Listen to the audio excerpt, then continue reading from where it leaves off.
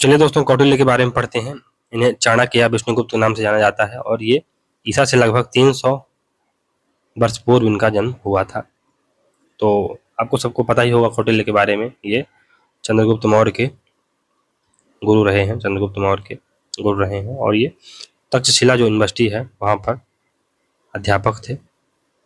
बहुत ही कुशाग्र बुद्धि के थे। फिर जैसे मैकियावेली का नाम लिया जाता है, तो हालांकि इन्हें मॉडर्न मैकियावेली कहा जाता है, भारत का मैकियावेली कहा जाता है, लेकिन ये जो शब्दावली है ये अपने आप में भ्रांतिपूर्वक है, क्योंकि कौटिल्य जो समय पीरियड है बहुत पहले का है। तो कायदे से मैकियावेली को मॉडर्न कौटिल्य कहा जाना चाहिए, लेकिन वही है जिसका ज्ञान पर कब्जा होता है वही शब्द रचनाएं अपने हिसाब से रचता है। तो चलिए कौटिल्य के बारे में थोड़ा सा और जानने का प्रयास करते हैं। उसके जो महत्वपूर्ण विचार हैं, बेसिकली वो जो स्टेट क्राफ्ट पर उसके क्या विचार हैं, करप्शन के ऊपर कौन से विचार कौटिल्य देते हैं, फिर अर्थशास्त्र, क्या अर्थशास्त्र पॉलिटिकल रचना है या एक अर्थव्यवस्था के ऊपर लिखी गई रचना है, उसको बारे में भी देखेंगे। तो बहुत सारे सवाल हैं जो कौटिल्य को पढ़ते पढ़ते हम लोग समझ जाएंगे, और कौटिल्य बहुत महत्वपूर्ण थिंकर है। एक या दो क्वेश्चन आप यहाँ से एक्सपेक्ट कर सकते हैं। तो भारतीय प्राचीन राजनीतिक विचारकों में कौटिल्य का स्थान बहुत महत्वपूर्ण है।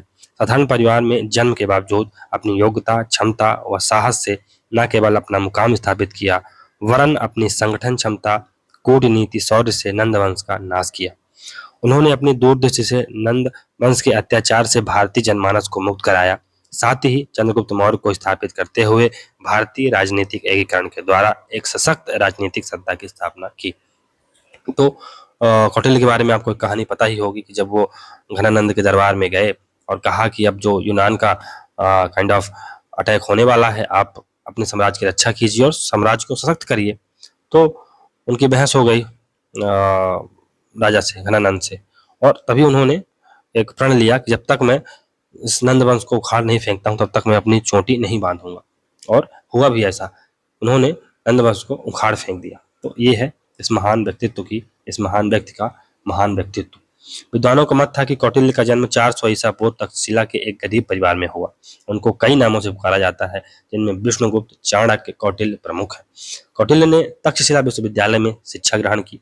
शिक्षा समाप्त होने के साथ ही वहीं पर प्राध्यापक नियुक्त हो गए थे। सम्राट घनानंद द्वारा सभा में किए गए अपमान ने उन्हें न केवल झकझोर दिया, वरन उन्हें सक्रिय राजनीति में भी धकेल दिया। नंद वंश के नाश होने के बाद मौर्य वंश की स्थापना हुई। सिकंदर के जाने के बाद कौटिल्य ने पंजाब के राजाओं से मैत्री कर यूनानियों को देश से बाहर निकालने का काम किया। कौटिल्य ने अपनी कृति अर्थशास्त्र के द्वारा शासन संचालन, राजा के अधिकार एवं कर्तव्य का व्यापक चित्रण किया है। तो जो अर्थशास्त्र है बेसिकली ये स्टेट क्राफ्ट पर लिखी गई रचना है, ना कि अर्थव्यवस्था पर लिखी गई रचना है, तो इसको कंफ्यूज मत करिएगा। उन्होंने प्रजाहित के लिए राजा को कठोर परिश्रम और कड़े नियम अपनाने की बात कही है। वे प्राचीन भारत का संभवतः पहले विद्वान थे जिन्होंने राजनीतिक सिद्धांतों का वर्णन किया। कौटिल्य के द्वारा प्रस्तुत सप्तांग सिद्धांत, जो हम अभी मनु में पढ़ के आए हैं, मंडल सिद्धांत, षटगुण सिद्धांत, ये सब मनु में हम लोगों ने पढ़ा था। राजनीतिक जो शास्त्र है को उनकी अमूल्य देन के रूप में देखा जाता है। उन्होंने अपने ग्रंथ अर्थशास्त्र में इन सिद्धांतों का वर्णन किया है। उनके ग्रंथ में 15 अधिकरण है, 15 चैप्टर हैं, 180 प्रकरण हैं, 150 अध्याय हैं तथा 6000 श्लोक हैं। सॉरी, इसके 15 भाग हैं, 15 पार्ट हैं। अधिकरण मतलब पार्ट। इसमें राजनीति के अतिरिक्त शिक्षा शास्त्र, नीति शास्त्र, सैन्य शास्त्र, रसायन शास्त्र, इंजीनियरिंग आदि का वर्णन है। तो इसमें राजनीति बस नहीं है, इसमें और बहुत सारी चीजें हैं। तो ये एक इंसाइक्लोपीडिया टाइप का है, जैसे प्लेटो का रिपब्लिक इंसाइक्लोपीडिया है जहाँ पर विभिन्न विषयों के ऊपर बात की गई थी, ऐसे ही जो कौटिल्य का शास्त्र है वो भी विकिपीडिया विकिपीडिया नहीं, इंसाइक्लोपीडिया इसको कहा जा सकता है। कौटिल्य का विभिन्न विषयों पर दिया गया संपूर्ण विवेचन यथार्थवादी है, ये रियलिस्ट विचारक है। तो मैकियावेली की तरह ये भी व्हाट इज पर फोकस करते हैं, क्या होना चाहिए पर फोकस करते हैं। व्हाट इज क्या है पर फोकस करते हैं। व्हाट आर्ट टू बी पर फोकस नहीं करते हैं, क्या होना चाहिए या आइडिया पर विश्वास नहीं करते हैं, जैसा प्लेटो जो कि एक दार्शनिक थिंकर है उसकी बात ये नहीं करते हैं। वे एक मजबूत राज्य का निर्माण करना चाहते हैं। इस उद्देश्य की पूर्ति के लिए सेना की मजबूती तथा विस्तारवादी नीति की वकालत करते हैं। तो ये एक्सपेंशनिस्ट जो पॉलिसी होती है, जहां पर आप अपने सीमाओं को बढ़ाते हैं, उसकी भी वकालत करते हैं और सेना की मजबूती की बात करते हैं कि सेना जब तक आपकी मजबूत नहीं रहेगी आप कैसे अपना विस्तार कर पाएंगे। वे राष्ट्र हित के लिए साम दाम दंड भेद की नीति अपनाने के पक्षधर थे कि किसी भी तरीके से एन के एन प्रकार राष्ट्र हित आपके सेटिस्फाई होने चाहिए। इस प्रकार स्पष्ट होता है कि कौटिल्य प्राचीन काल के पहले ऐसे विचारक थे जिसने राजनीति पर इतना व्यापक एवं उद्देश्यपूर्ण ग्रंथ लिखा। उनके शासन प्रशासन व विदेश नीति संचालन पर दिए गए विचार सैकड़ों वर्ष गुजर जाने के बाद भी आज भी अत्यंत प्रासंगिक है। उनकी कृति अर्थशास्त्र उनकी मानवता को दी गई एक अमूल्य देन के रूप में साबित होती है। जो हमारे प्रथम प्रधानमंत्री हैं जवाहरलाल नेहरू, उन्होंने कौटिल्य को भारत का मैकियावेली कहा है अपनी पुस्तक डिस्कवरी ऑफ इंडिया में। कौटिल्य तक्षशिला विश्वविद्यालय में आचार्य प्रोफेसर थे। चंद्रगुप्त मौर्य का प्रधानमंत्री तथा महान भारतीय यथार्थवादी राजनीतिक विचारक जिसे भारत का मैकियावेली भी कहा जाता है, ने अर्थशास्त्र नामक महान ग्रंथ लिखा था। यह व्यवस्थित राजनीतिक सिद्धांत देने वाला प्रथम भारतीय ग्रंथ है। इसमें राजनीति को धर्म से स्वैत विषय माना गया है। जैसे मैकियावेली पॉलिटिक्स को इथिक्स से अलग करता है या रिलीजन से अलग करता है, उसी प्रकार जो कौटिल्य है वो भी राजनीति को यानी पॉलिटिक्स को रिलीजन से अलग मानता है और इसे एक ऑटोनोमस स्फीयर के रूप में देखता है। कौटिल्य को नीति शास्त्र परंपरा के विरुद्ध अर्थशास्त्र परंपरा की स्थापना का श्रेय दिया जाता है। तो अब ये नीति शास्त्र की बजाय अर्थशास्त्र परंपरा को निभाएगा, स्टेट क्राफ्ट की बात करेगा। वैसे प्रथम व्यक्ति थे जिन्होंने राजनीतिक अर्थशास्त्र को एक स्वतंत्र विषय बनाया, जो पॉलिटिकल इकोनॉमी है उसको एक स्वतंत्र विषय बनाया। अर्थशास्त्र ये राजनीतिक सिद्धांत नहीं बल्कि शासन कला, वही स्टेट क्राफ्ट पर लिखा गया एक ग्रंथ है। ये राजनीतिक सिद्धांत इसमें नहीं दिए गए, इसमें स्टेट क्राफ्ट राज्य शासन को कैसे संचालित किया जाए उस पर लिखा गया ये ग्रंथ है। बी.आर. मेहता, वास्तव में अर्थशास्त्र प्रशासन पर लिखा गया ग्रंथ अधिक है, ना कि राजनीति अथवा शासन कला पर। तो ये प्रशासन पर लिखा गया, एडमिनिस्ट्रेशन पर लिखा गया एक ग्रंथ, ये राजनीति या शासन कला पर लिखा गया नहीं है, ऐसा बी.आर. मेहता बोलते हैं। हालांकि ये लिखा तो स्टेट क्राफ्ट पर ही गया है। कौटिल्य के अनुसार अर्थ का तात्पर्य, अर्थ यानी वही पैसा वाला अर्थ, ऐसी भूमि है जिस पर मनुष्य बसे हों। इस प्रकार अर्थशास्त्र ऐसी संहिता है जो भूमि अर्जित करने व उसमें वृद्धि के उपाय सुझाती है। तो अर्थ वो मीनिंग वाला अर्थ नहीं, अर्थ का हिंदी में तात्पर्य क्या होता है कौटिल्य के अनुसार, ऐसी भूमि जिस पर मनुष्य बसे हो। इस प्रकार अर्थशास्त्र ऐसी संहिता है जो भूमि अर्जित करने यानी आप लैंड किस प्रकार से या आप संपत्ति कैसे इकट्ठा करते हैं और उसकी वृद्धि कैसे करते हैं, ये बात वो बताती है। अर्थशास्त्र जिसे साम शास्त्री प्रकाश में लाए, इसमें 15 अधिकरण यानी इसके 15 भाग हैं। यह लोक प्रशासन, राजनीति, शासन कला तथा कूटनीति पर लिखा गया महान ग्रंथ है। अब अर्थशास्त्र ये रुद्रपट्टनम साम शास्त्री जिनकी वजह से अर्थशास्त्र दुनिया में सामने आया, मैसूर रियासत की गवर्नमेंट ओरिएंटल लाइब्रेरी में प्राचीन पांडुलिपियों के संरक्षण का काम करते थे। 1905 में कुछ समय पहले तंजौर का एक गुमनाम ब्राह्मण पुस्तकालय में आया तथा साम शास्त्री को संस्कृत भाषा में ताड़ के सूखे पत्तों पर लिखी सैकड़ों साल पुरानी पांडुलिपि दे गया। यह वस्तुतः अर्थशास्त्र था। साम शास्त्री ने अर्थशास्त्र के अंग्रेजी अनुवाद को 1905 में अंशों में छापना शुरू किया। अर्थशास्त्र के इस प्रकटीकरण ने पूरे भारत के विमर्श को ही बदल दिया।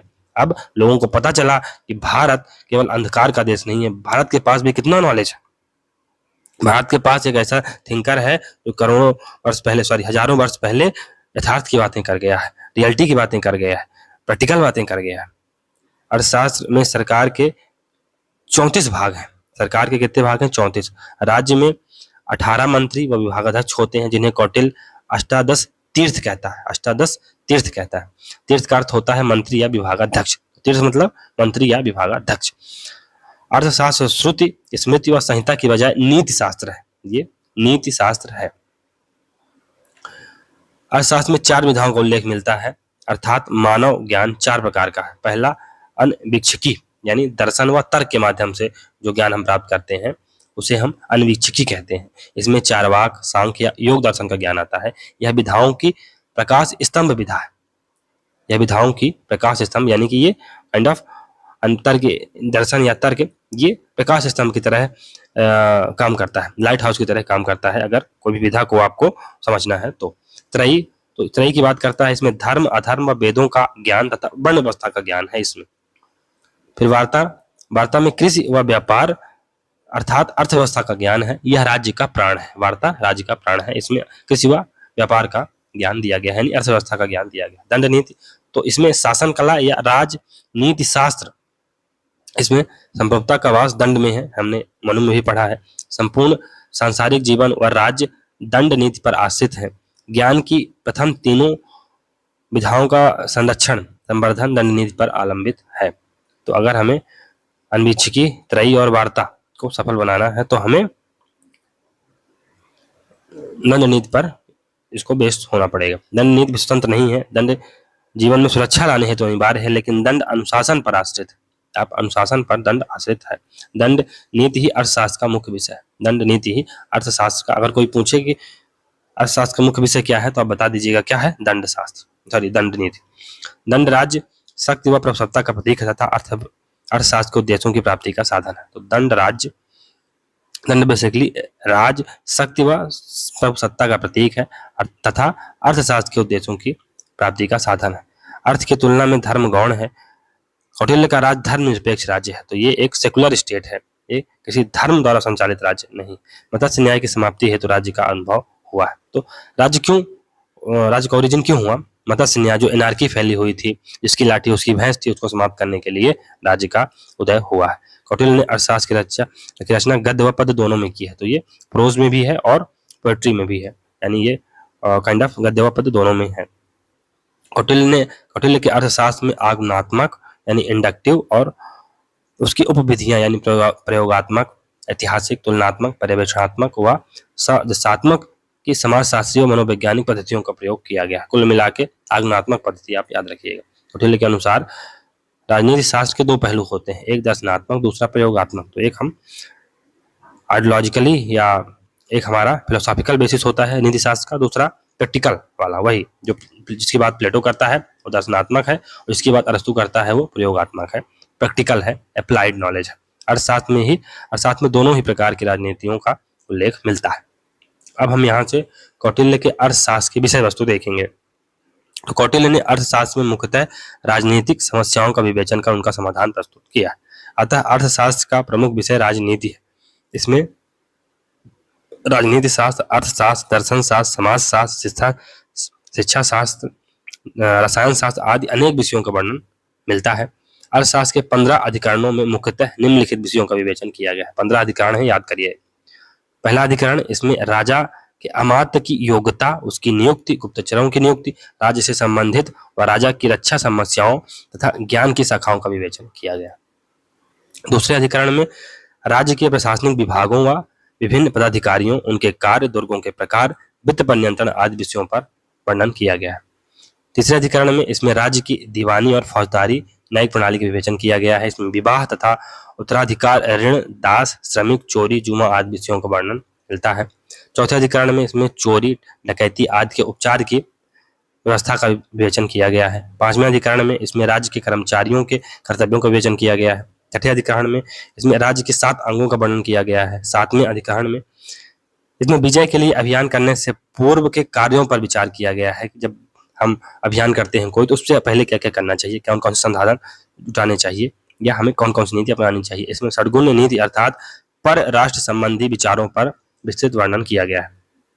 फिर 8वां व 9वां अधिकरण, तो इसमें व्यसनों तथा शक्ति, समय व कमजोरियों आदि का वर्णन किया गया है। 10वें अधिकरण में युद्ध नीति आदि का वर्णन किया गया है। 11वें अधिकरण में कूटनीति तथा भेदभाव का वर्णन किया गया है। 12वें अधिकरण में इसमें दुर्बल राजा की छल नीति का वर्णन किया गया है। 13वें अधिकरण में शत्रु के किले पर पहुंचने के उपायों का वर्णन किया गया है। 14वें अधिकरण में इसमें विष मंत्र आदि के प्रयोग द्वारा शत्रु पर विजय करने के उपायों का वर्णन किया गया है। और 15वें अधिकरण में इसमें निर्णय संबंधी युक्तियों का वर्णन किया गया है। भारतीय कूटनीतिज्ञ व पूर्व प्रधानमंत्री मनमोहन सिंह के राष्ट्रीय सुरक्षा सलाहकार शिव शंकर मीना कहते हैं कि अर्थशास्त्र के सामने तो क्या कहते हैं कि अर्थशास्त्र का सामने आना, चाहे वह सही हो या गलत हो, राष्ट्रवादियों के लिए चेतना का निर्माण करने, भारत के अपने अतीत और वह क्या कर सकता है उसे लेकर एक नवीन बोध तैयार करने में सहायक रहा। तो अर्थशास्त्र जो भारत में नेशनलिज्म की जो धारा बही और नेशनलिज्म में जो एक नवीन चेतना आई, नया कॉन्शियसनेस आया, उसका निर्माण करने में, भारत के अतीत को समझने में महत्वपूर्ण भूमिका इसने निभाई अर्थशास्त्र। शिव शंकर मेनन आगे कहते हैं कि कौटिल्य उन्हीं समस्याओं के बारे में सोच रहा था जिनके बारे में हम सोचते हैं। हम ऐसी स्थिति में हैं जब कई राज्य थे, वह ऐसी ही बहुध्रुवीय दुनिया थी जैसी आज है। 1648 की वेस्टफेलिया संधि के बाद की स्थिति है। तो वर्तमान में भी हमारी स्थिति क्या है? हम बहुध्रुवी वर्ल्ड में रह रहे हैं, एक तरफ चीन है, एक तरफ अमेरिका है, एक तरफ EU है, एक तरफ पाकिस्तान है, तो एक तरफ रूस है, तो बहुध्रुवी विश्व है। और उसी दुनिया में हमें किस प्रकार से मैक्सिमम हासिल करना है, तो हमारी जो समस्याएं हैं, जो आज हमारी समस्याएं हैं, सेम कौटिल्य के सामने समस्या थी। तो जो कौटिल्य की नीतियां हैं उसे भारत को, अगर भारत पालन करेगा तो हो सकता है कि भारत और अच्छा कर पाए। यूनिवर्सिटी ऑफ टेक्सास के मानद प्रोफेसर व अर्थशास्त्र के हालिया अनुवादक ऑस्टिन ऑलिवेल का कहना है कि कौटिल्य राजनीतिक रणनीतिकार था, ये पॉलिटिकल स्ट्रेटजिस्ट था। वे राज्य के सेवक हैं और राजा की शक्ति बढ़ाने की कोशिश करते हैं।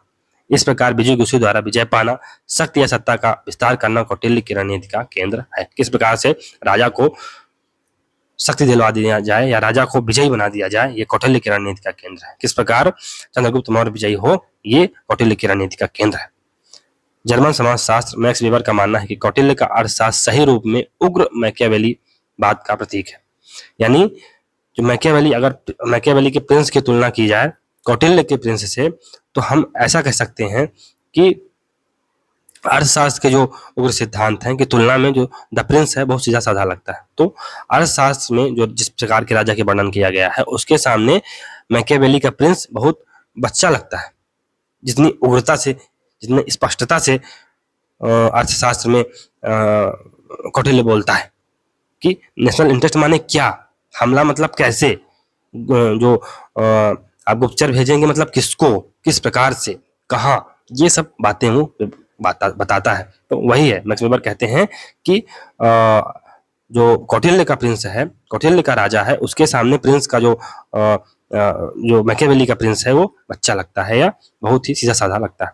अमेरिका के राष्ट्रीय सुरक्षा सलाहकार रह चुके प्रसिद्ध कूटनीतिज्ञ हेनरी किसिंजर अपनी पुस्तक वर्ल्ड ऑर्डर, जो कि 2015 में बुक आती है, में लिखते हैं कि अर्थशास्त्र शक्ति की आवश्यकता को प्रमुख वास्तविकता बताता है। शक्ति की आवश्यकता को प्रमुख वास्तविकता बताता है। फिर सुनील खिलनानी अपनी पुस्तक अवतरण में लिखते हैं कि वाकई कौटिल्य की राज्य की अवधारणा चिंताजनक रूप से वर्तमान की तरह है। वह किसी हिमखंड के जैसी है। उसका एक हिस्सा तो राजसी शक्ति के आकाशदीप की तरह हम पर हावी रहता है, जबकि उसका दूसरा हिस्सा गहराई में छिपा रहता है। इसमें गोपनीयता है, इसमें दोहरापन है, इसमें चालबाजियां हैं और लगातार निगरानी की स्थिति बनी रहती है। एस सी सरदार कौटिल्य में स्टालिन का प्रजातंत्र, हिटलर की निपुणता, विल्सन का विज्ञानवाद, चर्चिल का साम्राज्य विमान और चियांग की देशभक्ति का समाचीन संयोजन है। कौटिल्य का अर्थशास्त्र वास्तव में लौकिक अर्थशास्त्र है। इसमें धर्म की ब्राह्मणवादी अवधारणाओं, धार्मिक आचरण और नैतिक कर्तव्यों के प्रति कोई सम्मान व्यक्त नहीं किया गया। कूटनीतिज्ञ कौटिल्य के अर्थशास्त्र, सुन त्जू की कृति आर्ट ऑफ वार और मैकियावेली की द प्रिंस को पढ़ना पसंद करते हैं। फिर गुप्त काल में विशाख दत्त द्वारा लिखा गया संस्कृत नाटक मुद्रा राक्षस कौटिल्य पर आधारित है। इसमें कौटिल्य का नकारात्मक चित्रण किया गया, तो ये थोड़ा सा निगेटिव पॉइंट है। बी.आर. मेहता ने अपनी पुस्तक भारतीय राजनीतिक चिंतन के आधार में लिखा है कि राजनीति पर कौटिल्य के दो प्रसिद्ध ग्रंथ हैं, एक चाणक्य नीति, एक अर्थशास्त्र। चाणक्य नीति भूमिका प्रदान करती है तथा अर्थशास्त्र चाणक्य नीति में वर्णित सिद्धांतों का राज्य में क्रियान्वयन दर्शाती है। कौटिल्य का स्पष्ट मत था कि राज्य में दरिद्रता व अभाव नहीं होना चाहिए। वो कहते हैं कि जब लोग दरिद्र हो जाते हैं तो वे लालची हो जाते हैं, जब वे लालची हो जाते हैं तो वो उदासीन हो जाते हैं, जब वे उदासीन हो जाते हैं तो वे स्वेच्छा से शत्रु पक्ष की ओर चले जाते हैं और अपने स्वामी का नाश कर देते हैं। इसलिए दरिद्रता नहीं होनी चाहिए। फिर प्राचीन साहित्य में राजा ब्राह्मणवादी शक्तियों व कानूनों के अधीन था, पर कौटिल्य ने राजा को सभी मामलों में अंतिम रूप से कहने का अधिकार दिया, अर्थात उसे संप्रभु बना दिया कि अंतिम लाठी या अंतिम जो वक्तव्य होगा राजा का होगा, राजा संप्रभु होगा, कोई धर्म कोई कुछ नहीं होगा। राजत्व के इस सिद्धांत के कारण भारत में उस समय प्रथम बार सुदृढ़ केंद्रीय साम्राज्य का निर्माण हुआ था। धर्म के बजाय अर्थ को महत्वपूर्ण मानने के कारण बाण, जो अपनी पुस्तक कादम्बरी, और माघ अपनी पुस्तक शिशुपाल वध जैसे लेखकों ने कौटिल्य के सांसारिक सफलता के सिद्धांतों को छल के भौतिकवादी सिद्धांत कहा था, उसकी आलोचना की। ठीक है, करो आलोचना। वहीं प्रसिद्ध कवि भारवी, उनकी पुस्तक है किरातोजिनियम, ने कौटिल्य के सिद्धांत को स्वीकार करते हुए कहा कि आत्मनियंत्रण द्वारा राजा नहीं बल्कि सन्यासी ही सफलता प्राप्त करते हैं। आत्मनियंत्रण द्वारा राजा नहीं बल्कि सन्यासी सफलता प्राप्त करते हैं। कालिदास, विशाख दत्त व सोमदेव ने उन्हें शासन कला का महानतम नेता माना तथा उनकी प्रशंसा की। धर्म को निजी मामला मानने वाला कौटिल्य अपनी धर्म निरपेक्षीकरण नीति के तहत सन्यासियों के पंजीकरण की राय देता है। धर्म को वे राज्य की सेवा का साधन व उपकरण मानते थे, इसलिए उन्होंने आर्थिक संकट काल में मंदिरों के धन के अधिग्रहण का सुझाव दिया। तो अगर कहीं इकोनॉमिक संकट आ गया तो आप मंदिरों का धन जाके लूट लो, ये भी बात है। मतलब लूट ना लो, मतलब उसका अधिग्रहण कर लो, उसको अपने कब्जे में ले सकते हो, ये बात है। सोमदेव सूरी की पुस्तक है नीति वाक्यामृतम, तो सोमदेव सूरी की पुस्तक नीति वाक्यामृतम व कामंदक की कृति कामंद नीतिसार कौटिल्य के अर्थशास्त्र को ही आधार बनाकर लिखी गई थी या है।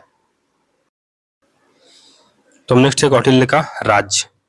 तो राज्य की उत्पत्ति व विकास कैसे हुआ कौटिल्य के संदर्भ में, उसको देखते हैं। तो कौटिल्य राज्य की उत्पत्ति के विषय में अपने से पूर्व प्रचलित 4 सिद्धांतों का उल्लेख करता है। ये 4 सिद्धांत कौन कौन से हैं? पहला, युद्ध का परिणाम। तो राज्य युद्ध का परिणाम है, युद्ध हुआ होगा तो कहीं ना कहीं राज्य का जन्म हुआ होगा।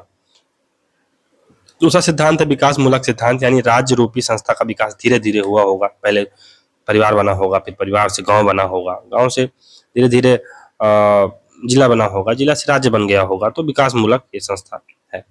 मोह लोभ से राज्य बना, तो राज्य का निर्माण ग्रीड के कारण हुआ, ये भी हो सकता है। दैवी उत्पत्ति का सिद्धांत हो सकता है कि देवता ने राजा को अपना प्रतिनिधि बनाकर भेजा और राज्य का निर्माण हो गया।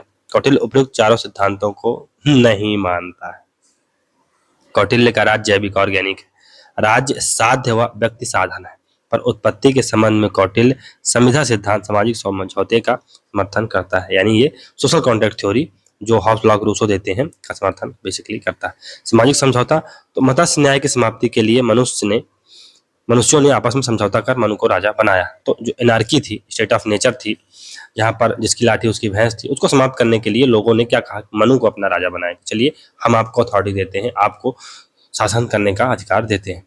मनुष्य अनाज का 1/6 भाग तथा व्यापार का 1/10 भाग राजा को देगा। बदले में राजा उनकी बाह यानी विदेशी आक्रमणों से और आंतरिक यानी सुरक्षा या शांति व्यवस्था लॉ एंड ऑर्डर मेंटेन करेगा, ये बात कही गई थी। कौटिल्य को नीति शास्त्र परंपरा के विरुद्ध अर्थशास्त्र परंपरा को स्थापित करने का श्रेय जाता है। वे प्रथम विचारक थे जिन्होंने राजनीति शास्त्र को एक स्वतंत्र विषय बनाया तथा आदर्श के स्थान पर अर्थात पर बल दिया। जो मैकियावेली बात करता है कि आप व्हाट इज पर फोकस कीजिए, व्हाट शुड को आप गोली मारिए। तो यथार्थ पर क्या है? कौटिल्य राजतंत्रात्मक शासन प्रणाली का समर्थन है, तो ये काइंड ऑफ मोनार्कीज को सपोर्ट करता है। कौटिल्य का राज्य कल्याणकारी राज्य है, यानी वेलफेयर स्टेट है। तो राजा सत्ता हासिल करता है तो अपने हित के लिए नहीं, लोगों के कल्याण के लिए। क्या कहता है एक जगह कि प्रजा के हित में ही राजा का हित है और प्रजा के सुख में ही राजा का हित है। तो in the happiness of people lies the happiness of king and in the welfare of people lies the welfare of king. तो यही बात है कि राजा के हित में ही जनता के हित में ही, जनता के लोक कल्याण में ही, जनता के कल्याण में ही राजा का कल्याण छुपा हुआ। कौटिल्य का राज्य उत्पत्ति सिद्धांत हॉब्स से साम्य रखता है, परंतु उसमें एक नवीनता पाई जाती है। कौटिल्य का मत है कि राजा को पूर्वानुमति के बिना कर लगाने का, उसे संचय करने का, व्यय करने का कोई अधिकार नहीं है। तो अगर आप कर लगा रहे हैं, कर का संचय कर रहे हैं, कर का वितरण कर रहे हैं, तो आपको अनुमति लेनी पड़ेगी। कौटिल्य लोक वित्त पर प्रजा का अधिकार मानता है, राजा का नहीं। ये याद रखिएगा, लोक वित्त यानी पब्लिक जो फंड है उस पर किसका अधिकार होगा? जनता का अधिकार होगा। कौटिल्य राजा व राज्य में कोई भी भेद नहीं करता है, वह राजा व राज्य को एक दूसरे का पर्यायवाची मानता है। तो राजा इक्वल टू राज्य, राज्य इक्वल टू राजा। फिर पाल मेसन, आर्सल, डी.आर. भंडारकर तथा पी.वी. काणे ने अर्थव्यवस्था का विवरण करते हुए राजा ही राज्य का मत दिया है, राजा ही राज्य है उसका मत दिया है। Doctor KP. जायसवाल ने आचार्य कौटिल्य को भारत का हॉब्स कहा है, किंतु कौटिल्य ने हॉब्स से विमत होकर राजा का निरंकुश होना स्वीकार किया।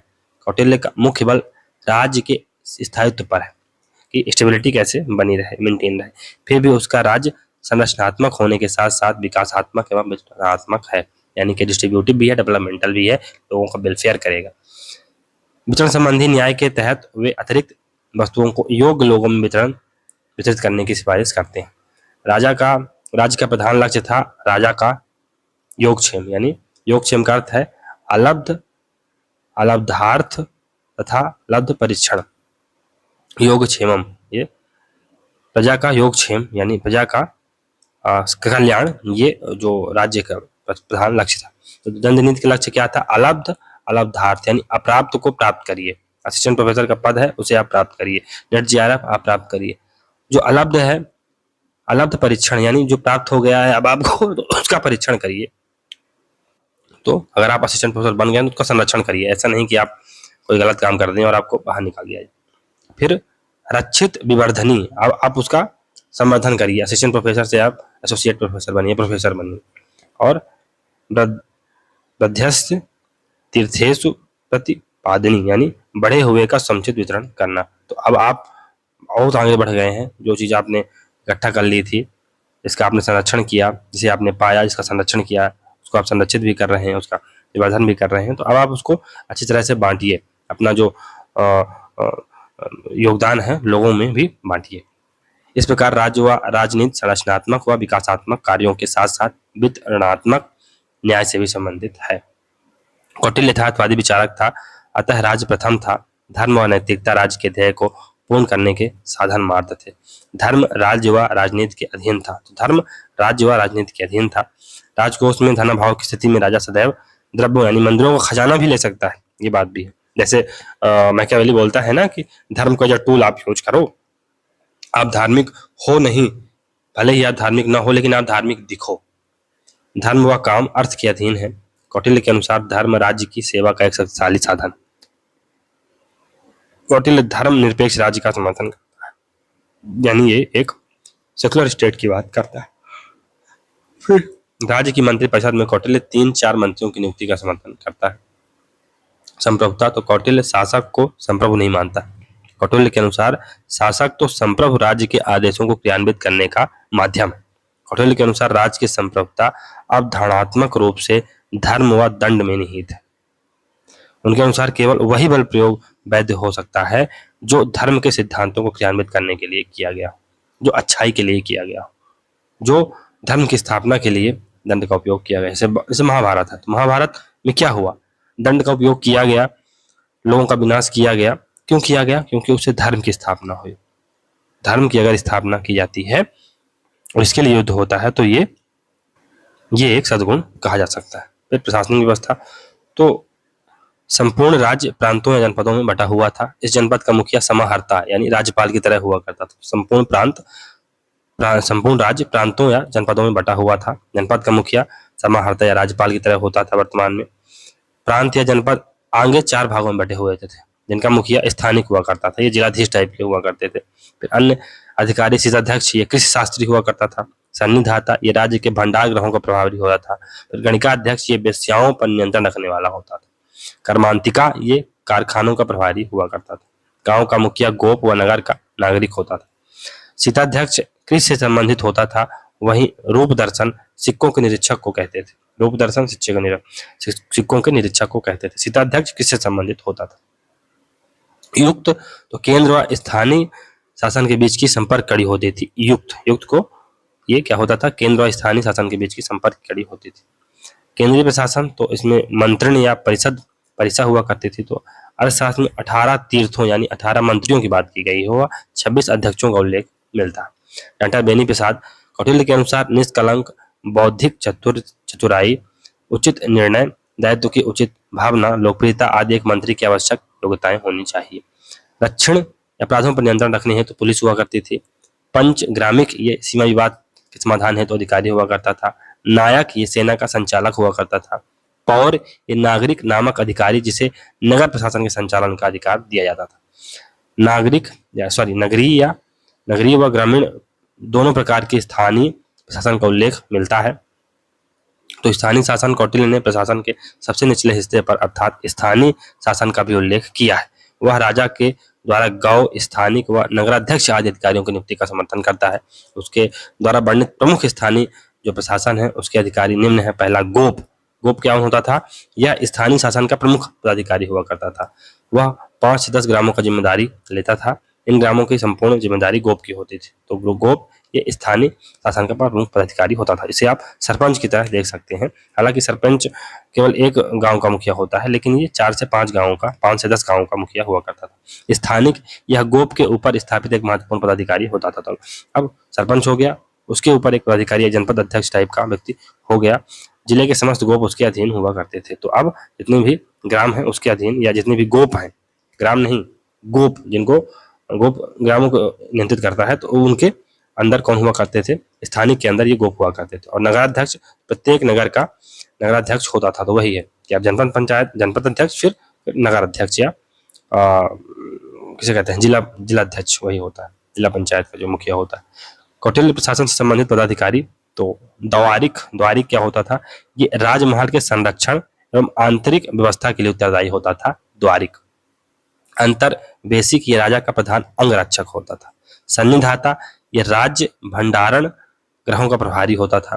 प्रतिष्ठा, ये फौजदारी मुकदमों का निर्णय करने वाला न्यायाधीश होता था। व्यवहारिक, ये धर्म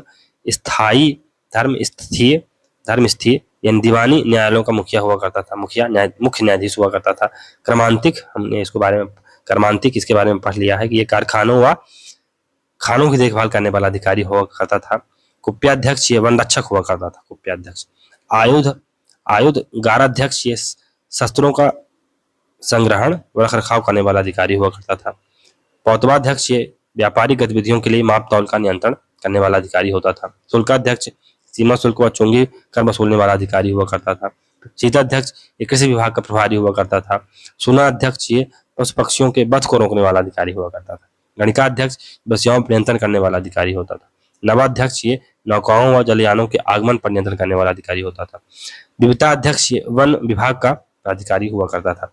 अकराध्यक्ष, ये खनिज विभाग का प्रभारी हुआ करता था। दुर्गपाल, किलों का प्रभारी। पंड्याध्यक्ष, ये क्रय विक्रय व आयात निर्यात पर नियंत्रण रखने वाला अधिकारी होता था। और सुराध्यक्ष, ये आबकारी विभाग का प्रमुख होता था। अब इसमें सैन्य संगठन को देख लेते हैं। सैन्य संगठन संबंधी विचार क्या है, तो कौटिल्य चतुरंग बल यानी पैदल, रथ, अश्व, गज, चतुरंगी सेना, जो हमने देखा था महाभारत में इसका जिक्र होता है कि कौरवों के पास चतुरंगी सेना थी, पैदल सेना भी थी, रथ की सेना भी थी, अश्व की सेना भी थी और हाथियों की सेना भी थी। प्रधानता के प्रमुख पक्षधर हैं। चतुरंगणी सेना के साथ साथ उन्होंने सहायक सेना के रूप में 4 अन्य सेनाओं यानी नौबल या नौबल, बिष्टबल, चरबल और देशिक बल की बात भी की है। इसको भी याद रखिएगा, नौबल, बिष्टबल, चरबल, देशिक बल। नौबल, बिष्टबल, चरबल, देशिक। फिर भ्रष्टाचार के बारे में देखते हैं। भ्रष्टाचार यानी करप्शन के बारे में कौटिल्य क्या बोलता है। कौटिल्य नौकरशाही द्वारा किए जाने वाले गबन या धोखाधड़ी के 40 प्रकार के भ्रष्टाचार की बात करता है। भ्रष्टाचार के तहत भौतिक पदार्थों की प्राप्ति ही नहीं बल्कि सत्ता का दुरुपयोग भी आता है। तो अगर आप, ऐसा नहीं है कि आप मटेरियल वेल्थ इकट्ठा कर लें वही भ्रष्टाचार है, आप अपनी सत्ता का प्रयोग करके, आपके पास ताकत है उसका प्रयोग करके आप अगर सत्ता का दुरुपयोग कर रहे हैं तो वो भी भ्रष्टाचार ही कहा जाता है। वे लिखते हैं कि जैसे यह जानना असंभव है कि पानी में तैरती मछली कब पानी पी लेती है, ठीक उसी प्रकार यह जानना नामुमकिन है कि अधिकारी कब पैसे गबन कर लेता है। क्यों? क्योंकि पब्लिक मनी का पूरा पैसा उसके पास आता है, तो आपको पता ही नहीं चलेगा कि कब पैसा ले लिया। तो जिस प्रकार आप ये नहीं जान सकते हैं कि पानी में तैरती हुई मछली कब पानी पी लेती है, आप ये भी नहीं जान सकते कि अधिकारी कब पैसे को गबन कर सकता है या कर लेगा। भ्रष्टाचार की जांच व कार्यवाही के लिए इन्होंने मंत्री पदधारी 3 व्यक्तियों की समिति का सुझाव दिया है, जो वर्तमान में प्रशासनिक न्यायाधिकरण एडमिनिस्ट्रेटिव ट्रिब्यूनल के समतुल्य ये व्यवस्था है। भ्रष्टाचार मात्र अधिकारियों में ही व्याप्त नहीं था, वरन सार्वजनिक जीवन में प्रत्येक व्यक्ति का भ्रष्टाचार से सरोकार था। भ्रष्टाचार के अंतर्गत भौतिक संतुष्टि ही नहीं वरन सत्ता का दुरुपयोग भी आता है। व्यवसायिक संगठन, तो इसमें श्रेणी है। श्रेणी ये शिल्पियों का संगठन हुआ करता था। फिर संघ, ये मजदूरों का संगठन हुआ करता था। और सम्यक समुत्थान, ये व्यापारियों का संगठन हुआ करता था। अब न्याय व्यवस्था के बारे में देखते हैं। तो ये 2 प्रकार के न्यायालय की बात करता है। धर्मस्थली तो ये दीवानी न्यायालय होते हैं। इस न्यायालय का न्यायाधीश व्यवहारिक कहलाता है। और दूसरे हैं कंटक शोधक, ये फौजदारी न्यायालय है। इस न्यायालय का न्यायाधीश प्रतिष्ठा होता था। दंड निर्धारण में कौटिल्य समता का सिद्धांत नहीं मानता है। वर्ण व्यवस्था, लिंग व उम्र के आधार पर वह दंड व्यवस्था में भेद करता है। समता का सिद्धांत नहीं था, बल्कि वर्ण व्यवस्था, लिंग व उम्र के आधार पर दंड में भेदभाव किया जाता था। फिर न्यायपालिका का संगठन, तो कौटिल्य ने अपनी पुस्तक अर्थशास्त्र में 4 स्थानों पर न्यायपालिका के गठन का सुझाव दिया। पहला, जनपद संधि यानी 2 गांवों की सीमा पर स्थापित किया जाने वाला न्यायालय होता है ये, तो जनपद संधि से कहते हैं। फिर संग्रहण न्यायालय, ये कौटिल्य की न्यायपालिका की मुख्य इकाई थी, ये 10 गांवों के केंद्र में हुआ करता था। फिर द्रोणमुख न्यायालय, यह कौटिल्य की न्याय व्यवस्था की एक अन्य महत्वपूर्ण इकाई थी। इसका क्षेत्र और अधिक व्यापक हुआ करता था। इसे 400 गांवों के केंद्र में स्थापित किया जाता था।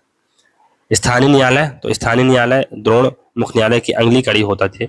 इसका कार्यक्षेत्र द्रोणमुख न्यायालय से भी व्यापक था। इसमें 800 गांवों को समाहित किया जाता था। न्याय व्यवस्था का स्वरूप, कौटिल्य को राज्य का अनिवार्य दायित्व मानता है। तो कौटिल्य न्याय को राज्य का अनिवार्य दायित्व मानता है। कौटिल्य के अनुसार राज्य की उत्पत्ति मत्स्य न्याय के स्थान पर हुई है।